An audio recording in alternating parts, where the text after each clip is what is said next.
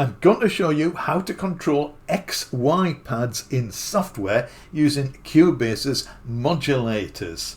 Now, if you already know how to do this, and it's not difficult, there will be nothing in this video which is new for you. Thank you for watching so far. But when I tried to do it, I did run into a problem, and that's what I'm going to explain, and I'll show you how to overcome it. As I say, it's not difficult. There are just few menus and buttons you need to know where to click. I'm not going to go over any of the ins and outs of using the modulators. This is just a purely mechanical setup, how to get the XY pads working with the modulators. So no information about the modulators at all, just how to do it. I'm going to use 3 different plugins to illustrate the process, so let's get into it. So this is Mysteria, and here's the XY pad, and you can see it is cheerfully moving around both the X and Y axes. It is running in complete control for reasons which I will explain shortly. So how do we do this? If you have tried to do this before, you will set up a modulator and you can click on the little the pad button here, and you will know that it moves in the X direction. But how do you get it to control the Y direction? Because there is only one control, and that one control controls both the directions. Well, we need to access another parameter which is not on the interface. So to do that, we have set up another modulator, and this is where it all happens. If you have a look down here, you can see it says 102 pad intensity. So how do we get to that? Let's click on that, and this pops up a whole list of parameters. And if we scroll up a little bit, you can see that these are in the drop down for complete control. So the parameter that we've clicked on is thoughtfully highlighted, so it is 102. 102 is the controller number, the continuous controller number, CC, and for some reason it's called pad intensity, and the one above it is called 101. That's the CC number, 101. X blend. So XY pad, 2 slightly different names, but if you have a look down here, you can see that the X blend parameter is being controlled by the first modulator. So there we are. So let's have a quick listen to this.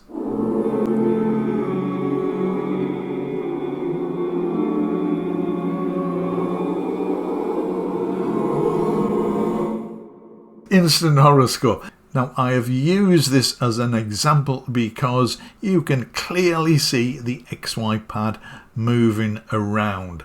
Not so much the case with some of the other instruments.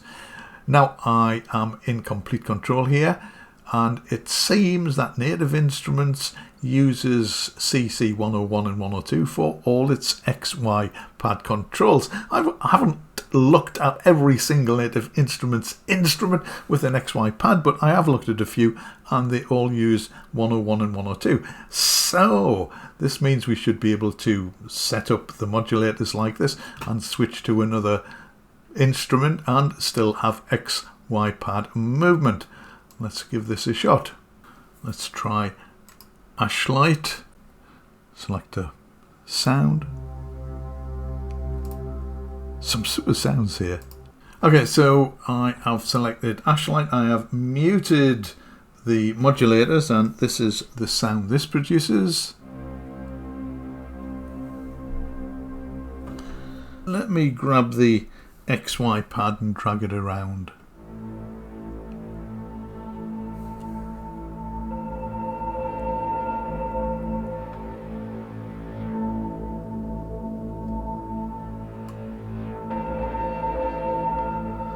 Right, so let us re-enable the modulators, and let's have a listen to this now. You can see the XY pad is moving, hopefully.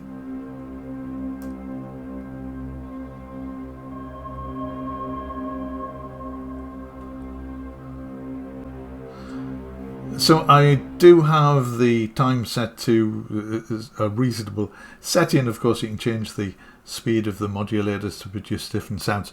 But that's how you set this up. And as I say, Native Instruments use it the same numbers. Not every instrument does though. So how do we go about that? So let's have a look at pocket strings. I did a review of this a video or two back. And again, this has this XY pad, which you can see I've set up modulators to control it. And this produces quite a nice sound because this is a string sample library, and this blends between three different types of string, three different string sounds. So let's just have a listen.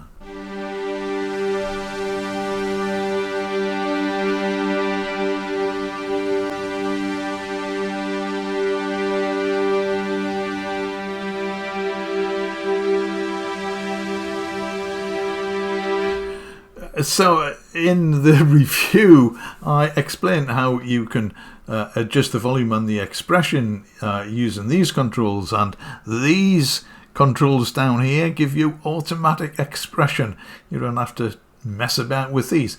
But if you use the modulators to morph between these three different types of sound, then you can get even more variation into your string sound. So I think this is a super way to add more to any other instrument which allows you to do this. So how do we set this one up? Well, again, if you look at the controls here, you can see one is just labeled X and the other one is labeled Y. So there is X, and it is under the drop down of pocket strings. We are not using complete control. This is not NKS compatible. So we have the X parameter, and underneath we have the Y parameter. So very clearly labeled within this particular instrument. Let's have a look at another one which is not quite so straightforward. This is Quad by Rob Parpon, and this has 4 XY pads. Now the principle of controlling them is the same. You need to find the CC parameter in the list here and then just assign it to a pad. Now there's only one pad has an effect in this particular patch. I've muted the modulators. Let's have a listen.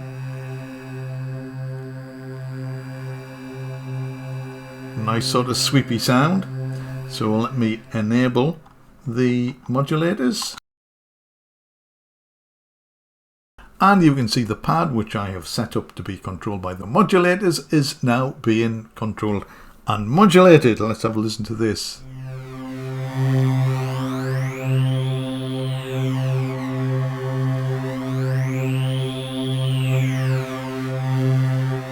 So again, it's just adding more variety to the sound, depending obviously on how the XY pad has been set up. Now the way to control these is exactly the same. You need the correct CC parameters, but there are obviously 4 here, and the setup procedure is it's the same, but there are more parameters to choose from. Let's have a look at this. So you can see if we scroll up, all these parameters belong to Quad, and there are a lot of them. And you can control all these, well, all the ones which are assigned to anything, to modulators. Where are we? There we are. So there is a pad amount 1X and a pad amount 1Y, and there are also X and Y settings for some of the other controls. So you should be able to find out what you need to control by selecting them from the list. If in doubt, of course, if you just click on the usual assign button in modulators and then click on the button here, then the X parameter will appear in the list here and you'll be able to find it, and hopefully the Y parameter will be next to it.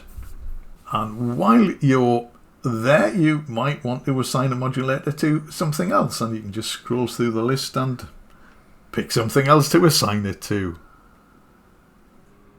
Now I know the eagle-eyed among you, which is probably most of you, you probably spotted that with the Quad VST there were XY buttons next to the XY pad. So in effect, you could just have clicked on those instead of messing about with the menus and so on.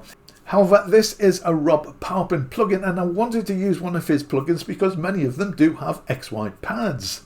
However, in one plugin I tried, the XY modulations worked perfectly, but the little button in the middle of the XY pad didn't move, and I thought that might complicate issues a little bit. In another one, there was a sort of ghost button which moved around.